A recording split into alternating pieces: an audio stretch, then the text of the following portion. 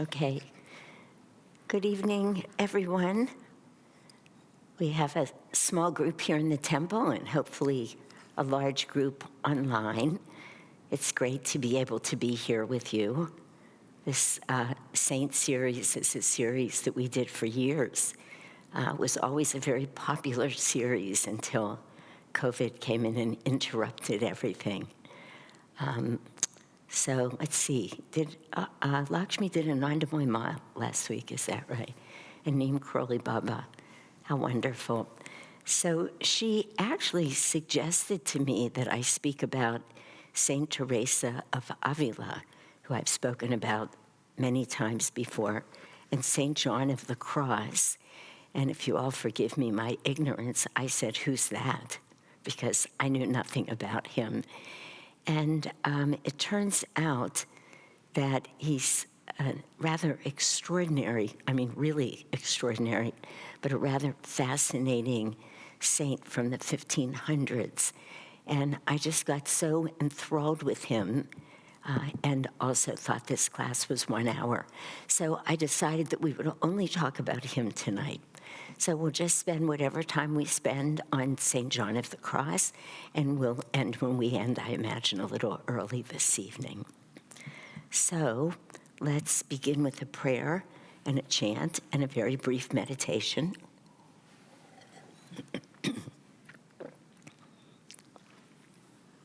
Heavenly Father, Divine Mother, friend, beloved God, Jesus Christ, Babaji Krishna, Lahiri Mahashaya, Swami Sri Yukteswar, Paramhansa Yogananda Ji, saints of all religions, friend and guide, Swami Kriyananda Ji.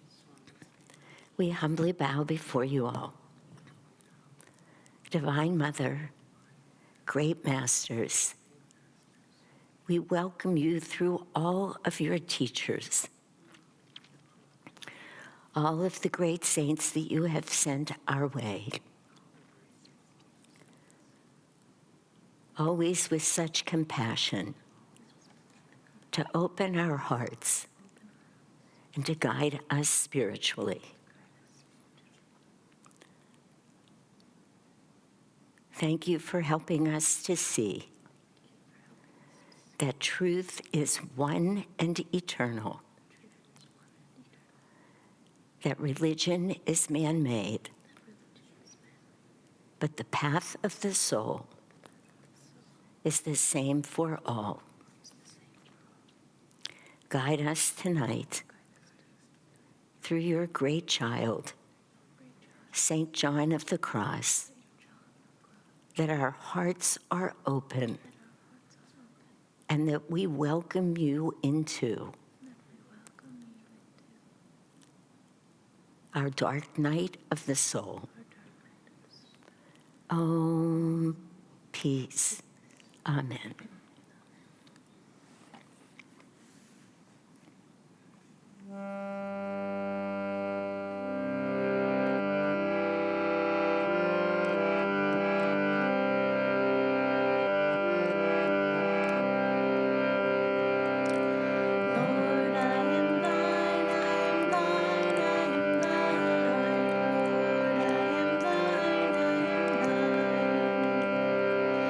Lord, I am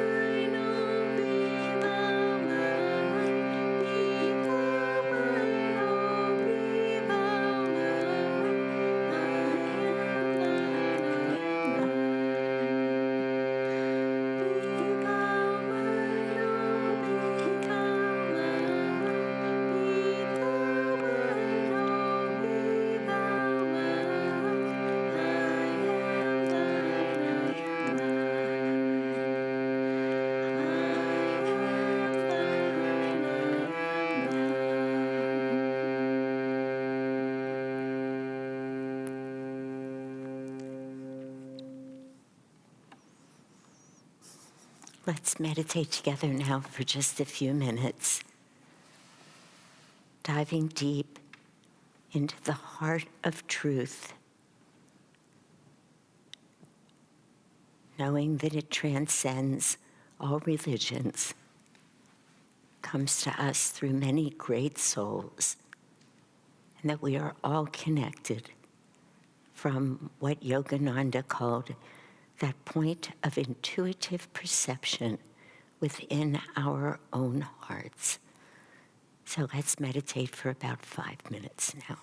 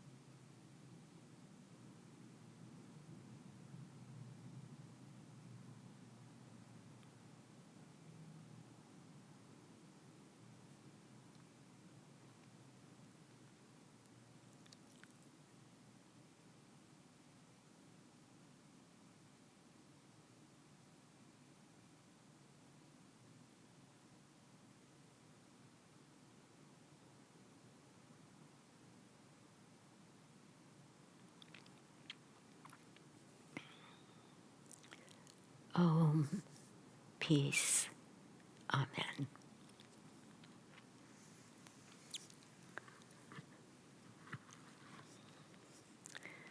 There is something so, I don't know what it is, so remarkably special about this realization. And I mean that literally, that word, the realization that truth really is one and eternal. We say that every Sunday, of course, when we read from Rays of the One Light. Swamiji put that line in there, I remember. Wasn't that many years ago. I'm embarrassed to say, when on one Sunday it hit me what that really means. It's like Swamiji just wasn't writing some poetic line. Truth is one and eternal, and we have to, on this spiritual path, to reach our goal, realize oneness with it in our deathless self within. It's just such a beautiful, again, poetic way of stating truth.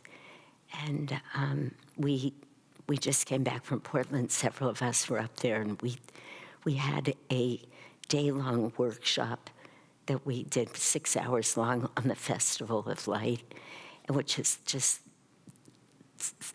once again, I just dove that much deeper with realizing what an absolutely masterful piece that was that Swamiji wrote.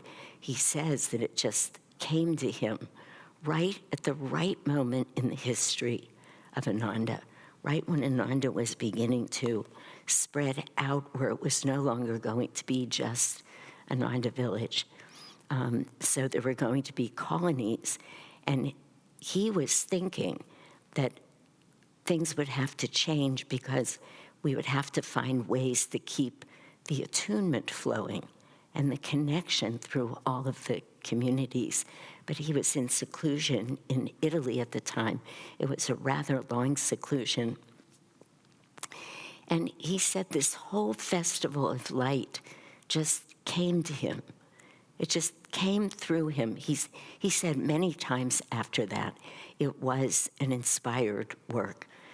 So when people sometimes around the Ananda world don't want to do the festival, not everybody loves it, but he would say, it came to me.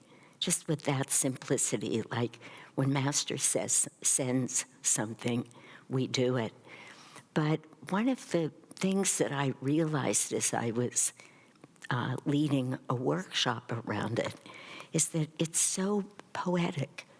It's just what made me realize even that phrase of his truth is one and eternal. There's such a poetic way he has of writing that festival, which we read in 20 minutes, and it tells every word perfectly the exact course of the soul. From the moment that we leave our home in God, we call it, that state of super consciousness, and we set off on this journey that apparently takes us millions of lifetimes to come back. And in 20 minutes, he tells that story, and if you read it with this kind of focus and attention, you pay attention, you read it every week like we do, you start getting it. You realize that it's exactly the story of each of our lives, this life and so many other lives. But because of the poetic way it's written, it comes through vibrationally, it touches the heart. So you don't get lost in your brain. It's not as difficult as some rituals are in other places where you can't get them, you can't remember them, or you have to memorize them, and they're just more challenging. They keep you in your head. Not so with the festival, because of how poetic it is. And that's what I think when I hear that line, truth is one and eternal. And whenever I find somebody or something, and even I was just talking to Atma Jyoti before class, because she's been to India, of course, several times, and I've been there several times, but for the first time, this last time, we went to Neem Karoli Baba's ashram, and of course, he was Hindu. He was sort of quintessentially Hindu, but still very different than the teachings in a way than the way the Bhav that Master came with to teach us. Very different. So when you go there, although as soon as you're there at all, you feel that deep attunement. But at first, you've sort of entered a little bit of a foreign land, at least I felt that way for a moment. But then very quickly, you feel that truth is one and eternal. Now, of course, here's this great soul who dedicated his life to Hanuman, who dedicated his life to Rama, and who could just tear his heart open and his chest open, and there you have it. There's God himself. But still, it was different for us. But that incredible feeling that where there are people teaching truth, we resonate with it immediately. And it makes our spiritual life, at least for me, feel so much richer, just so much more expansive, so much more elevated. To know, I remember Swamiji said once, he said, if the entire universe as we know it were to come to an end, which of course we're told constantly it will, and it has many times before. He said, as life started to return very quickly, some beings, some souls, in whatever form they were in, would realize the truth, because truth is eternal. And he said it just wouldn't take long at all till these teachings of Sanatana Dharma, these eternal truths, would just be being upheld again. And it's so remarkable. We try and put our minds around that, but of course we cannot. Well, that's the experience I had when I started reading this wonderful book called Dark Night of the Soul, St. John of the Cross, that was written by Mirabai Starr. Mirabai Starr must be I've never looked into her personal life, but I will now. She must be a very highly evolved soul. I've read other books on other saints that she's written, and she writes in such a way that one could only write if they knew the truth. And I mean know the truth, like not intellectually, but they've had experiences of the truth. And she says in her introduction of the book that she always loved, St. John was born in the middle 1500s in Spain, and he had a very, very difficult life, as so many saints do, but he particularly just had a life where there were several times in his life where he was caught, frequently by representatives of the church, the Catholic Church, who were very against the way that he and Saint Teresa, who he shared a spiritual, the word marriage came to mind, but doesn't say it enough. But at one point in here, Mirabai Starr says, the flame that she was recognized the flame that he was, and the flame that he was recognized the flame that she was. In other words, they came together in God, really, and in God's light. And they had one of those relationships. She was 52 when they met, and he was 25. But it was very much like St. Francis and Clare, or Rumi, and I forget who Rumi's counterpart was, but these phenomenal mystics who recognize something in each other. And it's not even that they're balancing out male and female. They don't need to, because they are pretty much perfected. They're not avatars, and I don't think any of these people would have used the term Jivan Muktas, but they feel like that, like they came into this last life to just finish out whatever karma they had left, but they were not creating new karma. And they see that in each other. So they no longer need to balance the male and female, but there's something that they were meant to do together that allows them to serve together. And many authors, actually, as I scanned some of the literature, because again, I didn't know anything about him, so I'm probably the newest person to St. John. Maybe, I don't know how much you know, nothing, yeah. So you're maybe a little newer than me just because I read this book. But I just didn't know anything. But so many authors mentioned the fact that he was born into an extremely poor family, extremely poor. They were constantly in a state of hunger. So he was always looking for work to do to help support the family. And at one point he found work in a hospital where they only treated syphilis. Now, how they treated people with syphilis in the 1500s, don't ask me. I probably don't want to know, because it wasn't, penicillin wasn't discovered till the middle 1900s. So, think about it. I was already born when penicillin was discovered just a few years before me. Somebody realized that the mold that was growing in many places could actually save lives. Pretty amazing discovery. But anyway, he went to one of those hospitals, and somebody there recognized that he had an amazing, his compassion was so deep, and his heart was so big, and he just loved people as he served them. He was a kid, but that priest or monk or whoever it was helped him to become part of the Carmelite order, which he later transformed with Teresa and suffered for that. So from there, he went into a monastery.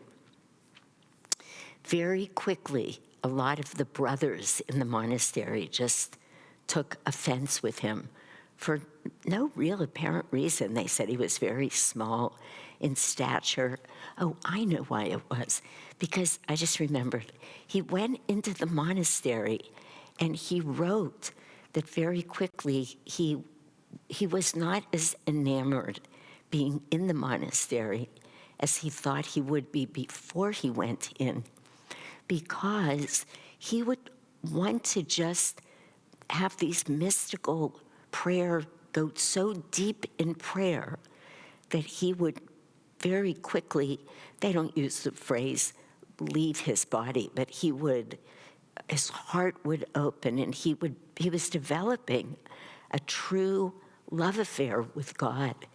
And he realized that so much of the church had to do with rules and regulations, and you pray at this time, but then you don't, and then you have to quit praying so you can go clean. And he said it was keeping him away from that which his heart was longing for. I mean, it's just so beautiful. Obviously, he came in a very highly evolved soul, but the other monks and brothers and people in the order hated him for that. And they found a way to put him in prison. They said for a very long time, he lived in a little cell that had been used as a toilet before he was put in there. No light, nothing, and he was brought out. I mean, this is even hard to say, but you think about what these saints lived through, and hence we'll get back in a few minutes to his poem, The Dark Night of the Soul. Not meaning it the way Americans mean it, at least. I have no idea if this is a phrase that's used in any other country, but when we talk about a dark night of the soul, we're talking about some very difficult time that we went through. People will use that phrase, oh, I was just going through a dark night of the soul. Usually, it's demeaned to mean some big psychological problem that they were going through. But it wasn't until I started reading about him that I realized the deeply spiritual, literally leading to the experience of samadhi, its origin. I just never knew that before, and I'll just talk about it a little bit. But he would be brought out in the middle of every day when the monks were having their lunch, and he was flogged every day in front of them. They just made a spectacle of him. Then he was thrown back into this cell, and he said that it was so cold in there at times, and he was never given a blanket or even any shawl or heavy piece of clothing. And then in the summer months, it was so hot that the little rags that he was wearing would rot, R-O-T, on his body. No wonder they were descending into the dark ages.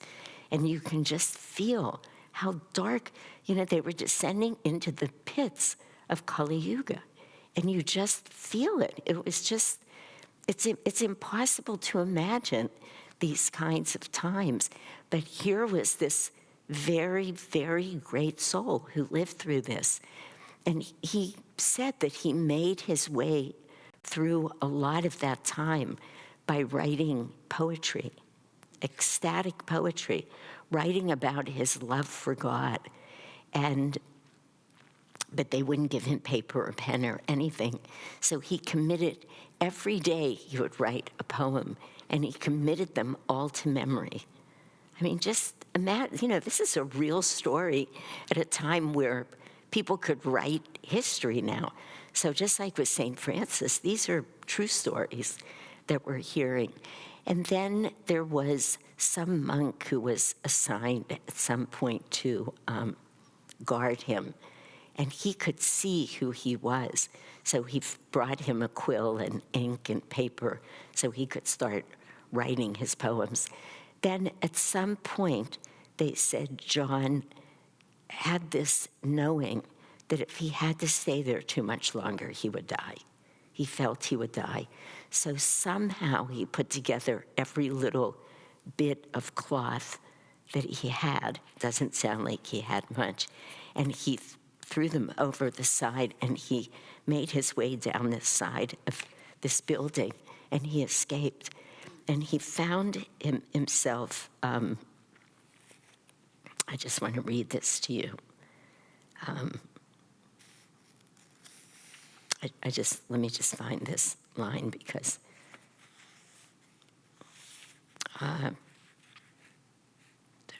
he said he found shelter in a nearby convent of Teresa's nuns. So this is how this all started, where he crept through the gate and then leaned his head against the archway of the chapel and wept as the sisters recited the Angelus. Isn't that just really, at some point, at first he was finding such consolation in the kind of starvation because none of his senses were being satisfied. In fact, they were being tortured. Almost no food, no water, cold, hot. But then at some point he knew he would die, which motivated him to escape, which then brought him to Teresa's convent. And even as you read that, even though the story is so painful to even read, you realize the beauty in it.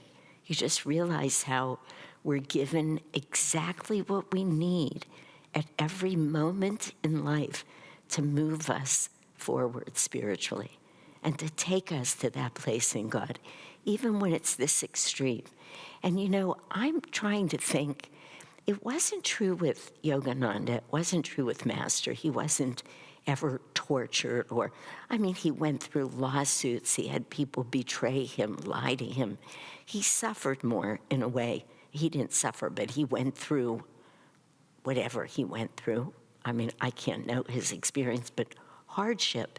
But it was nothing like so many of the saints that we read about. Now that I think about it, most of those saints were saints that came in Kali Yuga and not in Dwapara. I think we're coming out of it. But look what the Catholic Church did. There were so few people who, I forget what that's called, but who were made saints, acknowledged as saints, whatever that's called, in their life. It usually takes years and years. Interestingly, with St. John, it was 40 years after he died, which was pretty quick for those days. And they called him the saint of poetry in Spain because he wrote so much beautiful poetry. In fact, there's a story that says that when he was dying, and they were all of the monks and nuns were around him doing last rites, whatever that looked like in those days, and reciting all of these very appropriate sacred texts. And he died at, I think, age 49 or something in his late 40s, which probably was about the norm for those days, actually. But once again, here he was dying and looking to this ecstatic moment with God in his formless form, which is how he described it. And they were doing these very rigid last rites. And he interrupted them, and he said, "Please read to me from the Song of Songs." And the Song of Songs is from the Old Testament, from the book of Solomon. And that's all of Solomon's poetry. Yeah, there is something about the Carmelites in ancient Judaism. There's some way that they were connected. I don't know if it's I tried to read today to find out if the Carmelites were a more mystical. They are? See, I didn't know that, but I couldn't quite get them to use the word mystical in anything I read online. But when they were talking about the groups of Jewish people that they were somehow relating to, they were the very early mystical Jews. And interestingly, that whole, I'll call it a sect, but they wouldn't call it that, but that whole sect of Jews, they got lost for centuries. I don't know, this is a little off course, but not by much. After we were in Israel in January of 2020, so it was right before the pandemic, we came back and I had made this connection with a rabbi who was also an artist, who was a Kabbalist. I had to leave the trip early because my husband got so sick, but everybody stayed, and they met and spent time with Avraham. You were there. And people just fell in love with him, and I had already adored him just from the connection that I had, though I didn't get to meet him. So we made a course that was called the Church of All Religions. We did that as a course, like 5 or 6 week course, and we invited different people to speak. I can't remember now if that was the course where Avraham spoke. I think it was. And I said to him at the end of his talk, I said, Avraham, let me ask you a question. I said, I was born and raised Jewish, and I was a practicing Jew. I was very involved in Judaism. Of course I would be. I was looking for God in this life, like we probably all were in our own ways as children or very quickly after that. And I said, I was so involved. I went to something called the College of Jewish Studies when I was still in high school. I was at the temple all the time. I never heard of, I heard of it, but I was not exposed to anything from the Kabbalah. Why is that? He said to me, you couldn't have found it then. I told him I was born in 47, and he said, the world wasn't ready for it. And it's very interesting because he wasn't calling it the Yugas, but it's exactly what was going on. So the mystical Jews just got lost for a long time, as did, this is what was happening with St. John and even St. Teresa, because when she had her visions of Christ and she was trying to share them with her, they didn't call it a mentor, but every nun was assigned a priest. And she was saying, Christ comes to me, but he's formless. And he kept saying, that's impossible. You can't see God without form, because most of the priests hadn't. And then they found one man. They searched and searched. And he said, yes, this is possible. I've read of other souls who say this. And then she was acknowledged. But even she wasn't acknowledged at first. So, of course, she and John would recognize each other. You know, it's just like when Master talks in the autobiography about going back, when he went back to India in 35, and he met all of those saints. And he always says he hadn't met a lot of those people before, Ananda, many people, of course, because he left when he was a kid. But he talks, he said, we recognized each other immediately. And he would speak about many of those great saints that way. I remember when I first started seeing that picture of him and Ananda Moima, you know, she's leaning on his shoulder. And I always thought, wow, that's strange that they were so physical. It always used to strike me about that, because you wouldn't think that a male saint and Ma would be, but they knew who they were. It was like Francis and Claire. We bring out that notion of sexuality or sensuality, but to them, it just wasn't there. And so they said that these songs of Solomon, where he wrote the Song of Songs, which later was, I forget right now what John's book was called, but it doesn't matter, we'll hear about it. Not the poem, The Dark Night of the Soul, but the rest of his book. They said it was the ultimate, they said that Song of Song characterized John's entire spiritual journey, and that it was the ultimate transfiguration of the self in God for which John had been waiting all of his life. I mean, it's so beautiful. You can just, I will read to you just a little more. I have to watch the time because I didn't think I was going to have anything to say, but I don't want to go over. I'll put my glasses on. I always feel that. I know. I should know better by now. Somebody help me remember that before I leave this body. I will never be at a lack for words somehow. But this is fascinating, isn't it? Because you realize that what they're talking about in their own language is exactly what we talk about. And if we can hear it, if we can pick up this book and read this, well, the truth is, it's as inspiring as anything we read, and it will carry us over these spiritual thresholds.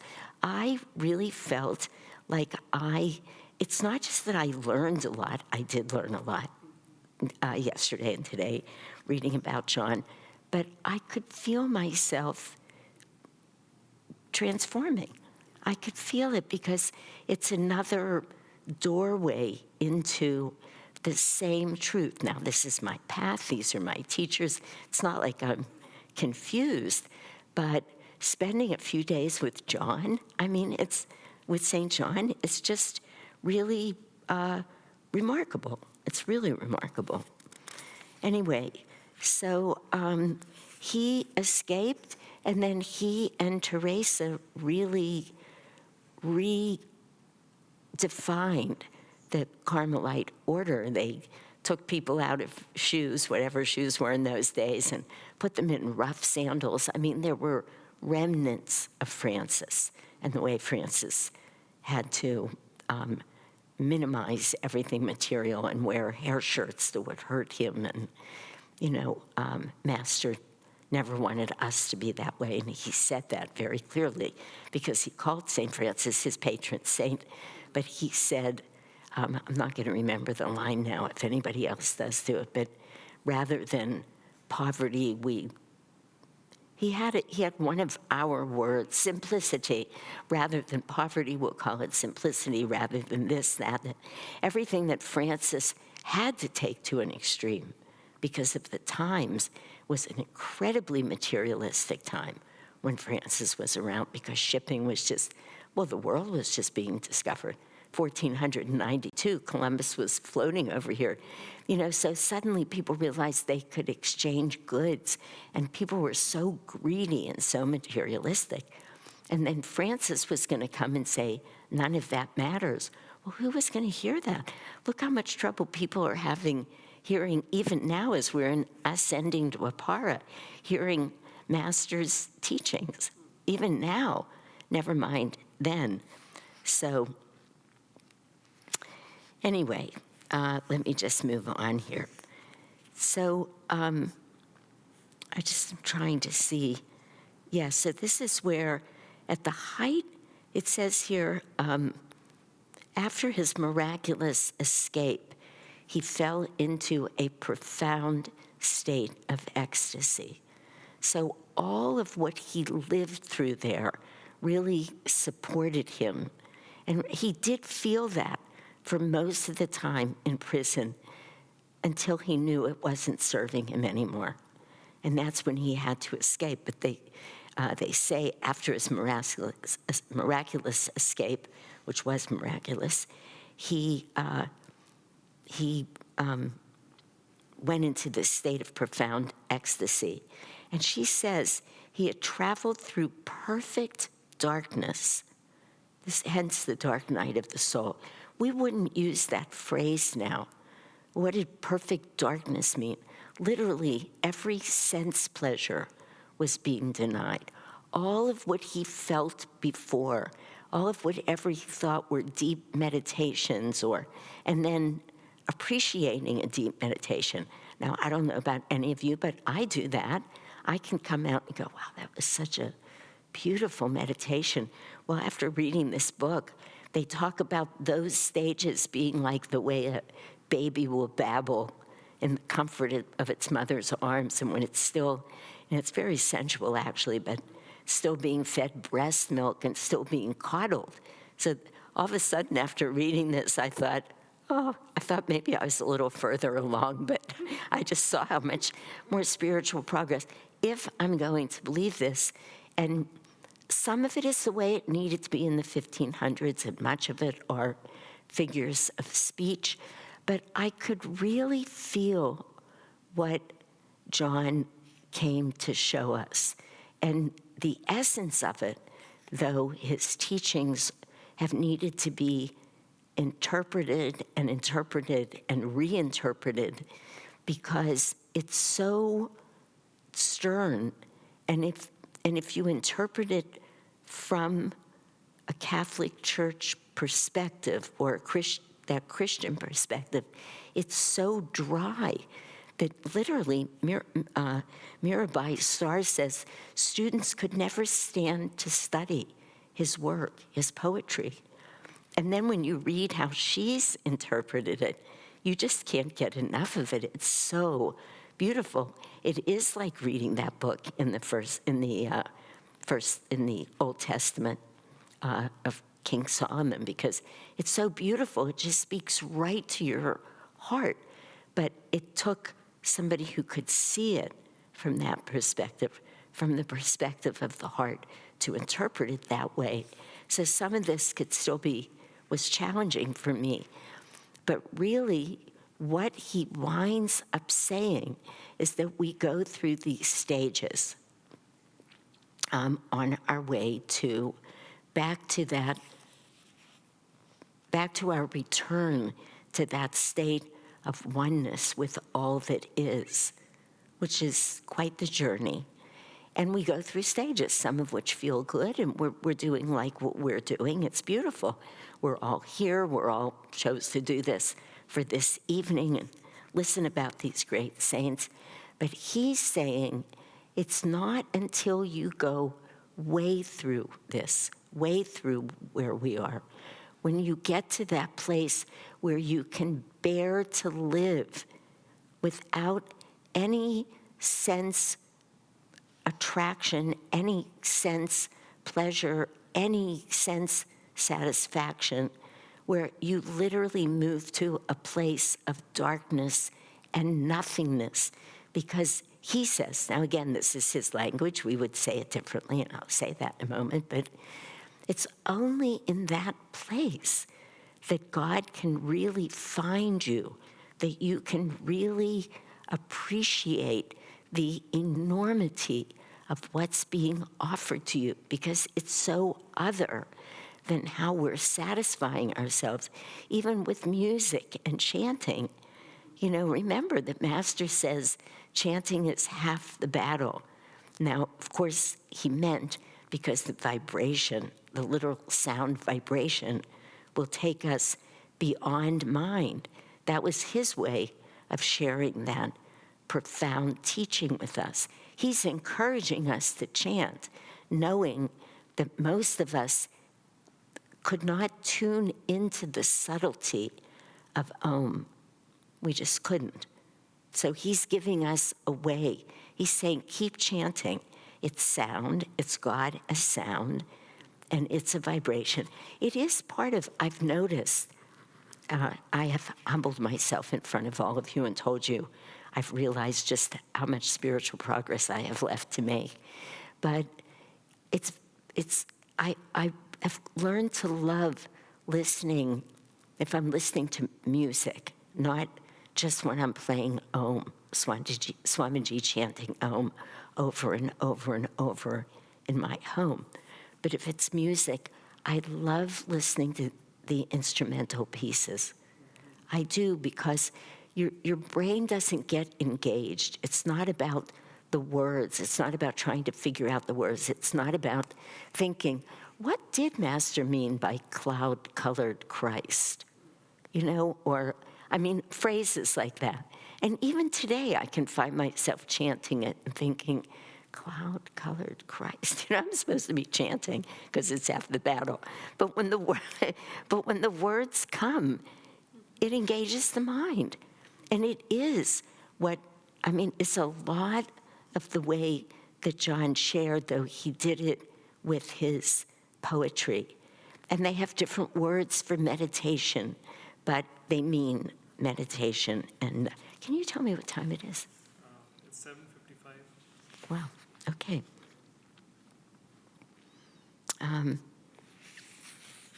So his dark night of the soul is his metaphor for the whole spiritual journey. I just want to make sure that I make that clear because that's such a big part of him. And I'm sorry to be needing this book, but this was a little bit of a book study for me. So this is very interesting. I'll just tell you, I love this story. It says, toward the end of his life, envies and disquietudes within the reform itself led to a secret effort to remove him from the sphere of influence. And so they were trying to move him around. And then he got sick. An old wound that he had, probably from being tortured, festered. And his superior insisted that he receive medical attention and gave him two options: that he could go to seek care in the convent somewhere in Spain where the nuns adored him, it says, or to travel to the monastery of Ubeda where no one knew him. And then they say, true to his humble nature, John chose Ubeda. So he didn't want to just go and be loved and taken care of. He took the harder route. But listen to this. It says the prior there, this was his whole life. This is the end of this man's life. The prior there, a bitter man who had heard stories of his lifelong sanctity, took an immediate disliking to him. He savagely neglected John's care, complaining of the costs that the care would take from his operating budget. Literally, they say that. So his condition grew worse. It says, when John felt that his death was approaching, he called the prior to him so that he could apologize for all of the trouble that he had caused while he was there. And then he said, struck by the dying saint's radiance, the prior was overcome with remorse. And then he begged forgiveness in John. And the heart-opening experience he had that day irrevocably changed him. But isn't it amazing? It's reminiscent of the story of, what is the saint's name who was there, who was seeing Mary and the water came in France? Bernadette, yeah, at Lourdes, and Bernadette. And the nuns just hated her. And one of them was so vicious with her. You know, this is a saint. She was a young girl in France, but she kept having visions of Mary. And people just hated her for that. These things were not heard of in those days. And one nun in particular, she went into the convent eventually, just hated her so much. And finally, and she was just like, somehow Bernadette got sick and she was lying in bed. And this nun came and saying to her, pain, pain. What do you know of pain? And Bernadette said to her, well, you're right, sister. I've really not suffered much in my life, but a little bit just in this way. And she uncovered her leg that was totally rotten to the core from tuberculosis. I mean, it must have been excruciatingly painful. But it's just for years, and never once a word of complaint from her. You know, it's so inspiring. It's like, this is what we are aspiring to. This is what we want to be like. He called him in to apologize for the trouble that he must have caused.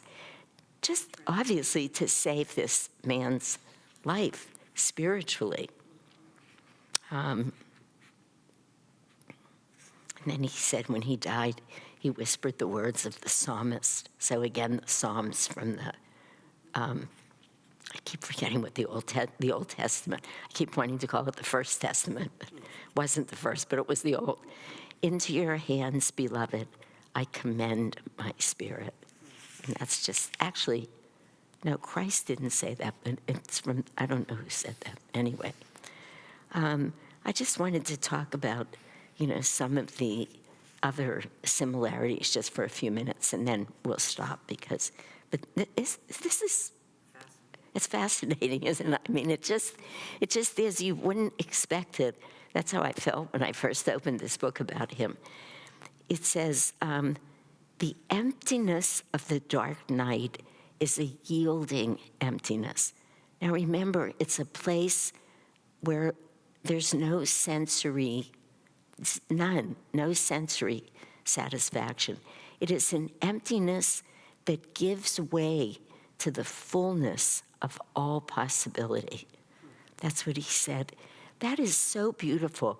When we go deep enough in meditation and we're not paying any attention, it is what Buddha meant when he said nothingness. Western Buddhism has traveled far away from that. Swamiji himself said that Western Buddhists got very confused. They didn't understand what Buddha himself was talking about. And he obviously came way before St. John, but he was talking about that same state of nothingness, and what John calls an emptiness that gives way to the fullness of all possibility. I just love how that is. And actually, she says, I forgot about this, it is the impossible to translate sunyata of Buddhism. I think that's why a lot of Buddhists who aren't realized have so much trouble, because it's so hard to interpret what Buddha was saying. I mean, I would feel that way about the Gita or about the Bible if we didn't have this great good karma of having it translated for us. It's extraordinary. But then he says, God spoke only one word for all eternity. You see, he's talking about Om, but he's not calling it that. But it's exactly, of course it's the same. It shouldn't be even so exciting to me, because truth is one and eternal. But it's so exciting to hear it expressed. God spoke only one word for all eternity, and he spoke it in silence. And it is in eternal silence that we hear it. These are John's words. And so they're just speaking about our path, and just saying, you have to go so deep. You have to go so deep into the heart of Om to be able to hear it. Because even when we're listening, I just had to remember what I could say here and what I can't, because I don't know all of you who are watching this. But it doesn't matter, because we are taught the Om technique long before we get Kriya, actually. When we're listening for the sounds of Om, and we listen for sounds at the chakras, well, it's just the very beginning. And even if we get excited because we're hearing one sound, then two sounds, and like, wow, listen to that. That's 3 or 4 sounds coming together. And then if you happen to be lucky enough to hear Om, which is all of those sounds, that's still not it. You're still listening to the sound. You have to get into the center of that sound where it's absolutely quiet to hear and feel God. It's remarkable. It's just, you just see that the journey goes on, and the incredible meaning and import of staying on the path, of practicing. He says here, we have nowhere to go but into the silence where the divine reality secretly reveals itself to a consciousness cleared of the ongoing chatter of the false self.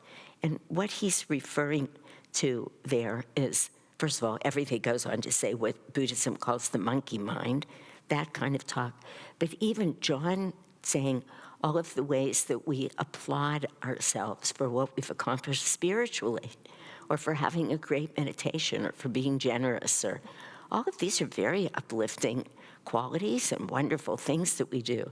But he still calls it the ongoing chatter of the false self. I just love that.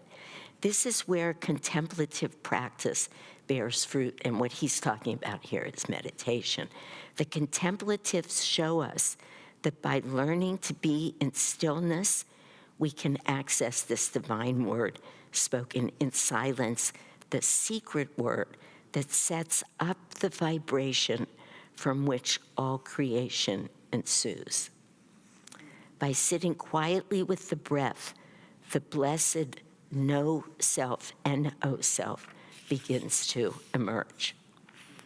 Was he also, in a way, kind of commenting on this Christian notion of outward charity and sort of that upliftment that you get from that? I think this is a good question that's being asked, and that is, was John also commenting on this outward Christian charity? And, you know, this is what we call in our what Swamiji calls in the Festival of Light, when he says, Jesus appeared to the great Master Babaji. The lights on the high altar of my church have been growing dim, though still lit on lower altars of good works. So that's how that's how Master gave it to Swamiji, and that probably one of the most extraordinary downloads of all time. I mean, 2 days to write the festival, 2 days, done. It just came to him. It was a download from Master, lower altars of good works. And yes, I think that's what St. John and every other saint does keep trying to tell us. And that is, there are good works, but he would call this, in some ways, the chatter of the mind. It's good, it's great, it's on the way, but it's not like sitting and sitting and sitting and being a contemplative or a deep meditator, meditating longer, finding ways to do that, practicing our Kriya, so that we can get into that place. And we know this. We call it the breathless state. It's that absolute stillness, calming the mind and calming the heart and stilling the breath. Sorry, I got confused there between the mind, the heart, and the breath. But we call it a breathless state, and it is what he's referring to. So yes, I'm sure he was referring to that as well.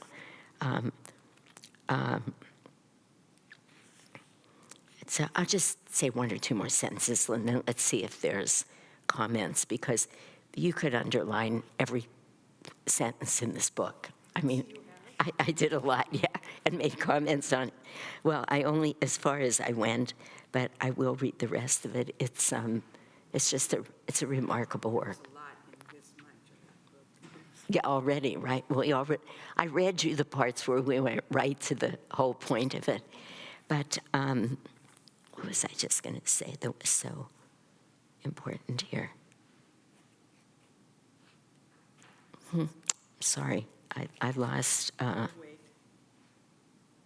One thing he says that is very meaningful, he keeps cautioning us through poetry, though, to not turn away from the silence, even though the silence can be so frightening at first. And I could easily relate to that. You know, when we enter these new stages, depths, whatever we want to call them, you know, you have an experience where you can feel that you're about to be breathless. There's a moment where it's terrifying because you think you have to breathe. You know, you think you have to, your mind can kick in. It's an interesting thing. So is something happening here?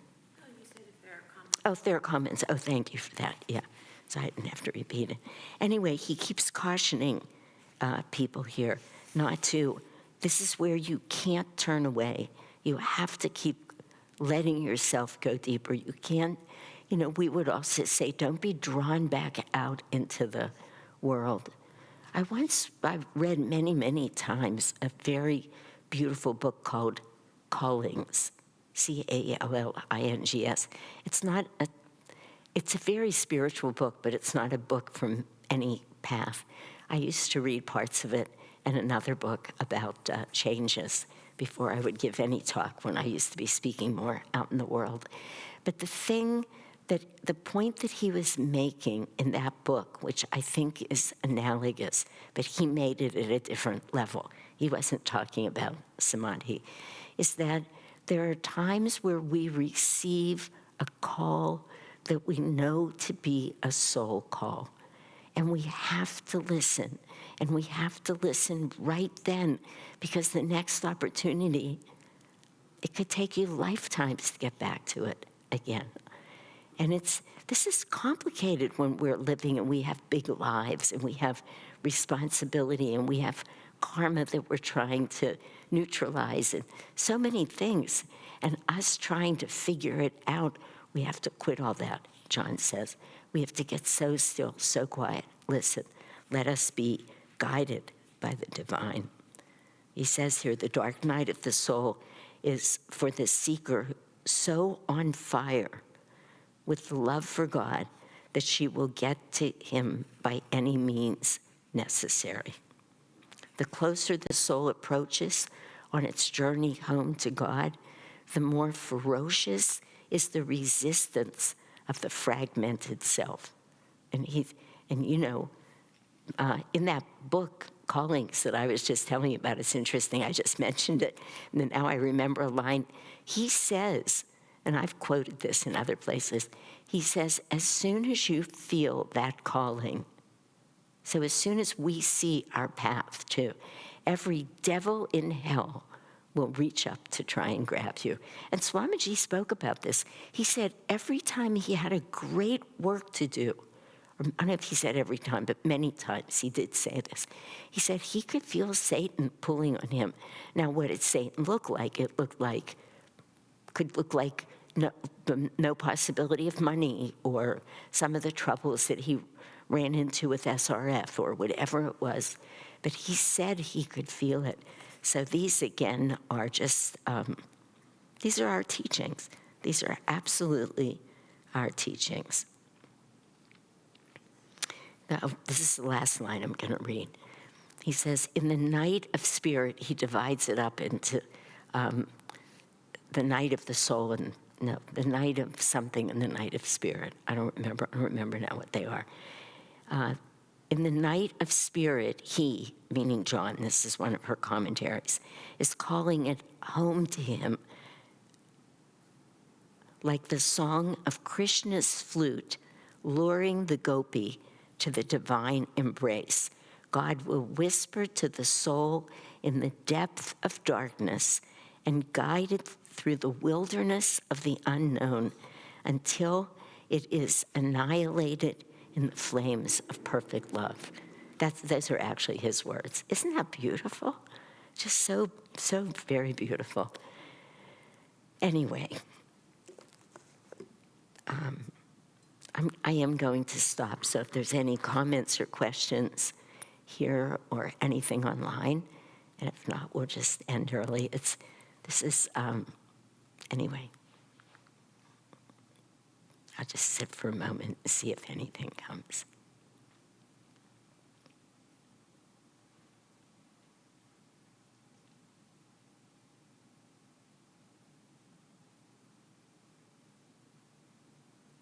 Okay. Om, peace, amen.